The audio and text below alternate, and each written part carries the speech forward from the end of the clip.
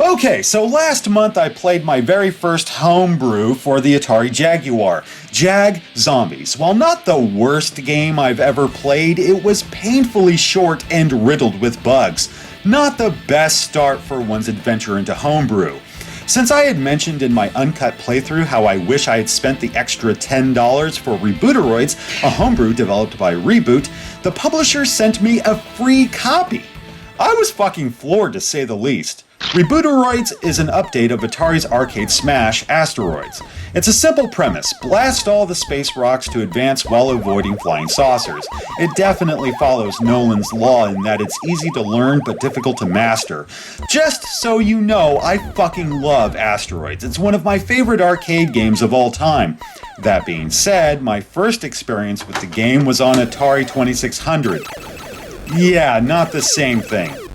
The vector graphics have been replaced with multicolored sprites that break up into smaller pieces that never change course. In the arcade original, blasting large or medium-sized asteroids would send smaller pieces outward. Not here. This actually makes for a much easier game. Regardless, I enjoy the fuck out of it. I don't know, maybe it's pure nostalgia on my end. Let us examine the box. It's a beautiful package. Phrasing? The wrapper is secured by a branded sticker, which is a nice touch. The box itself is simply gorgeous. That high-gloss finish, exquisite printing with vibrant color. Even the instructions are impressive. Professionally printed and cut, each and every feature is detailed. This is high quality. Patrick, you're sweating. However, if Jag Zombies taught me anything, it's that a nice box does not a good game make. So, without further ado, let's play this fucker. Immediately I was impressed by the AtariAge logo. Awesome! Even the main menu shows some technical flourish with stars whizzing past and neon titles. Now there are 3 play modes to choose from: Arcade, Skirmish, and Rebooteroids. We'll start with Arcade. Get ready.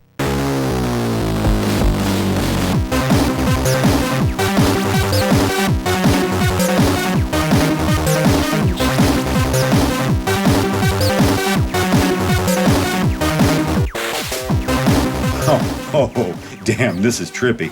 The gameplay remains the same for the most part, though some additions were made. You're not just blasting asteroids, but you now have these throwing stars to contend with. On top of that, these fuckers won't fly apart with one hit like the original. No, they often take several hits. That's where the power-ups come in handy.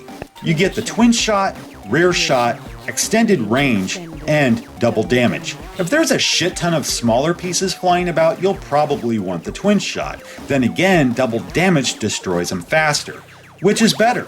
That's for players to decide. That, and it's luck of the draw here since power-ups are hidden within the asteroid, so you better learn to work with all 4. Saucers are still a pain in the ass, but they're wrecked with one shot. They come at the most inopportune times, making it difficult for you to camp out.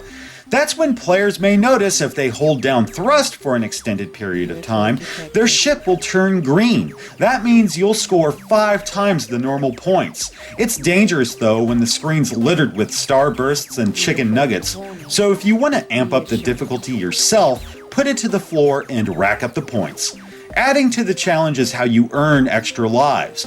In the arcade, players would earn 1 for every 10,000 points. In Rebooteroids, you're treated to a bonus round every 5 waves where you gotta hit only solid asteroids. There's many different patterns that require precision and a whole lot of patience. If you hit the wrong space rock, the level ends. No second chances. I like these stages a lot. Kinda makes me wish there were an option in which I could just play the bonus rounds. That may be my one criticism. Still, they're a welcome change of pace. This is just the main game, and already it's proven itself to be just as addicting as the original. I'll pop this in for a quick session, yet I end up playing it for 2 straight hours. Never fails. You know what I really like though? You can pause the game. Pause. Holy shit. It even gives you a fucking countdown. 3, 2, 1. Funny how we take such little things for granted, isn't it? Control using a standard joypad's perfect as is, though it's also compatible with the rotary stick. I don't have it, so no comment there. At least players have the option, or should I say options. Really, I think this feels tighter than Asteroids on Saturn. The overall presentation is fantastic. I dig on the psychedelic color scheme, explosions, and digitized saucers. Then you have all these surreal backdrops. It's simple, but effective. Good God, I haven't talked about the music. It's now one of my favorite soundtracks ever produced. No lie, if you're a fan of Tempest 2000 and its electro-inspired tunes, then Rebooteroids should satisfy your auditory nerve. In my opinion, arcade mode is worth $70 alone. Regardless, there's so much more to love. Skirmish mode is basically classic Asteroids in that it ditches the bonus rounds and grows more difficult with each passing wave.